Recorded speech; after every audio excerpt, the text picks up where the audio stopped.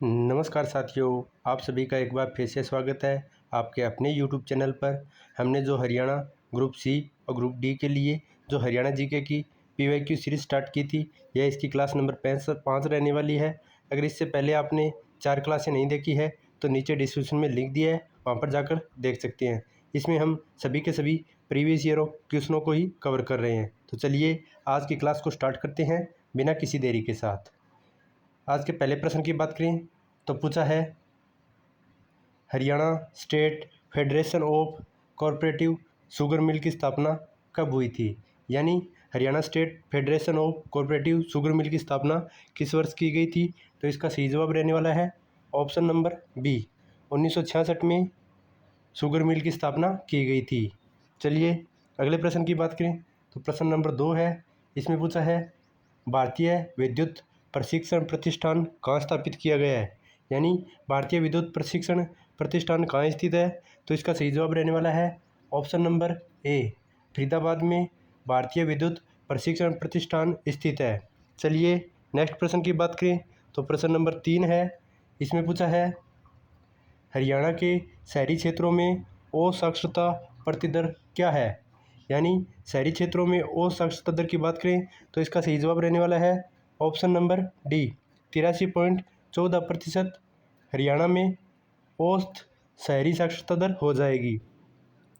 चलिए अगले प्रश्न की बात करें तो प्रश्न नंबर 5 है। इसमें पूछा है, हरियाणा में न्यूनतम महिला साक्षरता दर वाले जिलों के बढ़ते हुए क्रम में व्यवस्थित करना है। यानी बढ़ते हुए क्रम में देखें तो हरियाणा के इसमें 2 ज़िले हो जाएंगे जो कि पलवल और नू मेवात हो जाएंगे।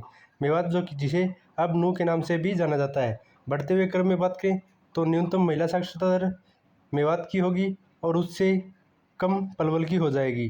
तो राइट आंसर रहने वाला है ऑप्शन नंबर सी। चलिए अगले प्रश्न की बात करें तो प्रश्न नंबर 5 है। इसमें पूछा है, हरियाणा में सबसे कम समय तक रहने वाले राज्यपाल का नाम क्या था? यानी सबसे कम समय तक कौन से राज्यपाल रहे थे? तो इसका सही जवाब रहने वाला है option number D, Om Prakash Verma, जो कि सबसे कम समय तक राज्यपाल रहे थे हरियाणा के। और सबसे अधिक की बात करें तो BN चक्रवर्ती सबसे अधिक समय तक हरियाणा के राज्यपाल रहे थे। वहीं प्रथम राज्यपाल की बात करें तो धर्मवीर हरियाणा के पहले राज्यपाल हो जाएंगे। चलिए अगले प्रश्न की बात करें तो प्रश्न नंबर 6 है। पूछा है, आयरन मैन ऑफ हरियाणा किसे कहा जाता है? यानी लोह पुरुष हरियाणा के किसे जाना जाता है? तो इसका सही जवाब रहने वाला है ऑप्शन नंबर ए, बंसीलाल को आयरन मैन ऑफ हरियाणा यानी हरियाणा का लोह पुरुष के रूप नाम से भी जाना जाता है। इसका सही जवाब हो जाएगा ऑप्शन नंबर ए। चलिए अगले प्रश्न की बात करें तो प्रश्न नंबर 7 है। इसमें पूछा है, धोज झील कहाँ स्थित है?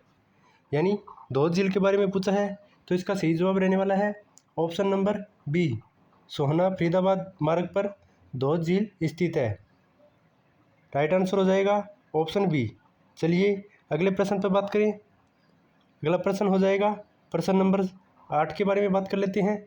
तो पूछा है, रानी की ड्योढ़ी का निर्माण किस सन में हुआ था? तो इसका सही जवाब रहने वाला है ऑप्शन नंबर सी, 1675 में रानी की ड्योढ़ी का निर्माण किया गया था। राइट आंसर हो जाएगा ऑप्शन सी। चलिए अगले प्रश्न की बात कर लेते हैं। प्रश्न नंबर 9 है। इसमें पूछा है, चामुंडी देवी का मंदिर कहाँ स्थित है? आपके सामने 4 शहर दिए हैं और इसका सही जवाब हो जाएगा ऑप्शन नंबर बी, नारनौल में चामुंडी देवी का मंदिर स्थित है। इसका सही जवाब हो जाएगा ऑप्शन बी। चलिए आगे बात करें प्रश्न नंबर 10 की। तो पूछा है, किस काल में मानव का निवास स्थल नदी घाटियों और शिलाश्रय तथा गुफाओं में होता था? यानी कौन से काल में मनुष्यों का निवास नदी घाटियों एवं गुफाओं या शिलाश्रय में होता था? तो इसका सही जवाब रहने वाला है ऑप्शन नंबर बी, मध्य पूरा पाषाण काल में मनुष्य का स्थान की बात करें, निवास स्थान, तो वह नदी घाटियों एवं गुफाओं या वनों में होता था। राइट आंसर हो जाएगा ऑप्शन बी। चलिए अगले प्रश्न की बात करें तो प्रश्न नंबर 11 में पूछा गया है, पानीपत के संस्थापक कौन थे? 4 ऑप्शन दिए हैं और इसका सही जवाब हो जाएगा ऑप्शन नंबर बी, महाराणा दंडपति, जो कि पानीपत के संस्थापक हो जाएंगे। राइट आंसर हो जाएगा ऑप्शन बी। चलिए नेक्स्ट प्रश्न की बात करें तो अगला प्रश्न है प्रश्न नंबर 12। इसमें पूछा है महान मौर्य शासक अशोक ने हरियाणा में कहाँ पर स्तूप बनवाए थे, यानी कौन से स्थान पर अशोक के द्वारा बौद्ध स्तूपों का निर्माण करवाया गया था। तो इसका सही जवाब होगा ऑप्शन नंबर ए, थानेसर में अशोक के द्वारा बौद्ध स्तूपों का निर्माण हरियाणा में करवाया गया था। राइट आंसर हो जाएगा ऑप्शन नंबर ए। चलिए अगले प्रश्न की बात करें तो प्रश्न नंबर 13 है। इसमें पूछा है हरियाणा सरकार द्वारा चलाई गई लैंप सेविंग स्कीम है, यानी कौन सी लैंप सेविंग स्कीम है इसकी बात करें तो इसका सही जवाब रहने वाला है ऑप्शन नंबर सी, बीपीएल परिवारों के लिए सीएफएल वितरित करना। यह हरियाणा सरकार द्वारा चलाई गई लैंप सेविंग स्कीम के अंतर्गत आती है, जिसमें बीपीएल परिवारों को सीएफएल वितरित किए गए थे। तो इसका सही जवाब हो जाएगा ऑप्शन नंबर सी। चलिए नेक्स्ट प्रश्न की बात करते हैं तो प्रश्न नंबर 14 है। इसमें पूछा है राज्य में रत्न आभूषण पार्क कहाँ पर विकसित किया जा रहा है, यानी रत्न आभूषण की बात करें तो इसका सही जवाब होगा ऑप्शन नंबर सी, गड्डी हरसरू में यह रत्न आभूषण पार्क स्थापित किया जा रहा है। राइट आंसर हो जाएगा ऑप्शन नंबर डी। आगे बात करते हैं अगले प्रश्न की तो प्रश्न नंबर 15 है। इसमें पूछा है राज्य में सबसे अधिक लंबी सड़क किस जिले में है, यानी सबसे लंबी सड़क की बात करें तो यह ऑप्शन नंबर सी सही हो जाएगा, सोनीपत में सबसे लंबी सड़क है। चलिए नेक्स्ट प्रश्न की बात करें तो प्रश्न नंबर 16 है। इसमें पूछा है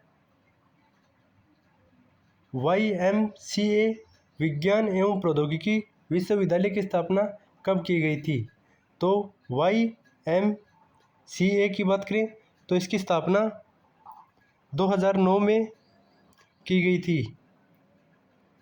YMCA विज्ञान प्रौद्योगिकी विश्वविद्यालय की स्थापना ऑप्शन नंबर बी राइट हो जाएगा, 2009 में इसकी स्थापना की गई थी। चलिए नेक्स्ट प्रश्न की बात करें तो प्रश्न नंबर 17 है। इसमें पूछा है गुलाम वंश के शासक बलबन ने हरियाणा के शक्तिशाली मेवों की शक्ति को नष्ट करने का प्रयास कब किया था, यानी कौन सी ईसा पूर्व में बलबन और मेवों का संघर्ष हुआ था। तो इसकी बात करते हैं तो यह 1265 ईस्वी में हुआ था। राइट आंसर हो जाएगा ऑप्शन नंबर ए। अगले प्रश्न की बात करें तो प्रश्न नंबर 18 है। इसमें पूछा है रोहतक पर स्थिति पर नियंत्रण करने के लिए अंग्रेजों ने अम्बाला से सेना को कब हडसन के नेतृत्व में भेजा था, यानी कौन सी तारीख को रोहतक पर स्थिति नियंत्रण के लिए अंग्रेजों ने अम्बाला से सेना को रोहतक में भेजा था, जो कि हडसन के द्वारा इसका नेतृत्व किया जा रहा था। तो इसके सही जवाब की बात करें तो यह 24 मई को भेजा था 1857 की क्रांति के समय। तो राइट आंसर हो जाएगा ऑप्शन नंबर ए। नेक्स्ट प्रश्न की बात करें तो प्रश्न नंबर 19 है। इसमें पूछा है भारी मिट्टी का दूसरा नाम बताइए, यानी भारी मिट्टी को किसके अलग नाम से भी जाना जाता है। तो इसका सही जवाब रहने वाला है ऑप्शन नंबर सी, डाकर के नाम से भी भारी मिट्टी को जाना जाता है। राइट आंसर हो जाएगा ऑप्शन सी। चलिए अगले प्रश्न की बात करें तो प्रश्न नंबर 20 है। इसमें पूछा है प्रदेश के किस जिले में चौधरी देवीलाल प्राकृतिक पार्क विकसित किया गया है, यानी चौधरी देवीलाल पार्क कौन से जिले में स्थित है। तो इसका सही जवाब रहने वाला है ऑप्शन नंबर डी, यमुनानगर जिले में चौधरी देवीलाल प्राकृतिक पार्क विकसित किया गया है। अगले प्रश्न की बात करें तो प्रश्न नंबर 21 है। इसमें पूछा है पछेली जिसके ऊपर चोंचदार बीज होते हैं, यह आभूषण शरीर के किस अंग पर पहना जाता है, यानी पछेली आभूषण के बारे में पूछा है, यह शरीर के कौन से अंग पर पहना जाता है। तो इसका राइट आंसर हो जाएगा ऑप्शन नंबर सी, यह आभूषण कलाई पर पहने जाने वाला आभूषण है। राइट आंसर हो जाएगा सी, पछेली आभूषण जो कि कलाई पर पहना जाता है। चलिए आगे बात करें अगले प्रश्न की तो प्रश्न नंबर 22 है। इसमें पूछा है साईं मस्तनाथ का मेला किस स्थान पर लगता है। साईं मस्तनाथ मेले की बात करें तो इसका आयोजन हरियाणा के रबड़ा यानी सोनीपत में किया जाता है। तो राइट आंसर हो जाएगा option number A, Sai Mastnath का मेला रबड़ा सोनीपत में आयोजित किया जाता है। राइट आंसर हो जाएगा ऑप्शन नंबर ए। चलिए अगले प्रश्न की बात करें तो प्रश्न नंबर 23 है। इसमें पूछा है 52 द्वादशी मेला कहाँ पर आयोजित होता है। 52 द्वादशी मेले की बात करें तो इसका आयोजन कैथल में किया जाता है। राइट आंसर हो जाएगा ऑप्शन सी, कैथल में 52 द्वादशी मेले का आयोजन किया जाता है। अगले प्रश्न की बात करें तो प्रश्न नंबर 24 है। इसमें पूछा है मोहन देव की स्मृति में मेले का आयोजन किस माह में किया जाता है। मोहन देव की स्मृति में मेले के आयोजन की बात करें तो इसका आयोजन श्रावण मास के महीने में किया जाता है। इसका राइट आंसर हो जाएगा ऑप्शन बी, मोहन देव स्मृति में मेले की श्रावण महीने में इसका आयोजन किया जाता है। चलिए अगले प्रश्न की बात करें तो प्रश्न नंबर 25 पर चलते हैं। तो प्रश्न नंबर 25 में पूछा है करनाल में कर्ण झील का निर्माण कब करवाया गया था। यानी कौन सी सन में करनाल में कर्ण झील का निर्माण करवाया गया था। तो इसका सही जवाब रहने वाला है ऑप्शन नंबर डी, 1972 में कर्ण झील का निर्माण करनाल में करवाया गया था। राइट आंसर हो जाएगा ऑप्शन डी। चलिए अगले प्रश्न की बात करें तो प्रश्न नंबर 26 है। इसमें पूछा है एडवेंचर्स रिसोर्ट पर्यटन स्थल की शुरुआत कब व कहाँ की गई थी। एडवेंचर रिजोर्ट पर्यटन स्थल की बात करें तो इसकी शुरुआत और कहाँ पर की गई थी। तो इसका सही जवाब रहने वाला है ऑप्शन नंबर ए, इसकी शुरुआत 2003 में टिक्करताल क्षेत्र में की गई थी। राइट आंसर हो जाएगा ऑप्शन नंबर ए, एडवेंचर रिसोर्ट पर्यटन स्थल 2003 में टिक्करताल में शुरू किया गया था। चलिए नेक्स्ट प्रश्न की बात करें तो प्रश्न नंबर 27 है। इसमें पूछा है द्वितीय विश्व युद्ध में हरियाणा के हिसार जिले से कुल कितने सैनिकों ने हिस्सा लिया था। तो द्वितीय विश्व युद्ध की बात करें तो इसमें हरियाणा के कुल 33,295 सैनिकों ने इसमें भाग लिया था। सही जवाब हो जाएगा ऑप्शन नंबर सी, 33,295 सैनिकों ने द्वितीय विश्व युद्ध में हिसार जिले से भाग लिया था। चलिए आगे बात करते हैं अगले प्रश्न की। तो अगला प्रश्न है चंडीगढ़ का दिल किसे कहा जाता है। यह क्वेश्चन पिछले शिफ्ट में भी रिपीट हुआ था, तो देखते हैं इसका जवाब कौन देता है। यह आपके लिए होमवर्क रहने वाला है। आपके सामने 4 ऑप्शन है, इसका सही जवाब आप कमेंट में बताएं कि इसका जवाब क्या रहने वाला है। देखते हैं आपकी तैयारी कितनी अच्छी है। यह क्वेश्चन हमने पिछली बारी शिफ्ट में करवाया था जो कि क्लास नंबर 4 रही है। चलिए आगे बात करें अगले प्रश्न की। तो अगला प्रश्न है प्रश्न नंबर 29 है। इसमें पूछा है नागभट्ट जो कि प्रतिहार शासक थे द्वारा हरियाणा का अधिकार कब किया गया था। यानी नागभट्ट द्वारा हरियाणा पर अधिकार कौन सी ईसा पूर्व में कर लिया गया था। तो इसका सही जवाब हो जाएगा ऑप्शन नंबर डी, 805 ईसा पूर्व में नागभट्ट ने हरियाणा पर अधिकार कर लिया था। आज के अंतिम क्वेश्चन की बात करें तो अंतिम क्वेश्चन है बंदा बहादुर की मृत्यु कब हुई थी। यानी कौन सी ईसा पूर्व में बंदा बहादुर की मृत्यु हुई थी। तो इसका सही जवाब हो जाएगा ऑप्शन नंबर बी, 1715 ईस्वी में बंदा बहादुर की मृत्यु हो गई थी। तो आप सभी से उम्मीद है आप क्वेश्चन नंबर 28 का जवाब कमेंट बॉक्स में ज़रूर बताएंगे। तो मिलते हैं एक नए वीडियो के साथ, तब तक के लिए चैनल के साथ बने रहें। अगर वीडियो पसंद आई है तो वीडियो को लाइक करें और साथ ही साथ चैनल को सब्सक्राइब कर लें ताकि आगे आने वाले प्रैक्टिस सेट आप देख सकें। इसमें हम कुल 100 प्रैक्टिस सेट हल करेंगे जो आपके आगे आने वाली सभी एग्ज़ामों के लिए इम्पोर्टेंट रहने वाले हैं। तो उम्मीद है फिर से मिलेंगे एक नए वीडियो के साथ, तब तक के लिए धन्यवाद।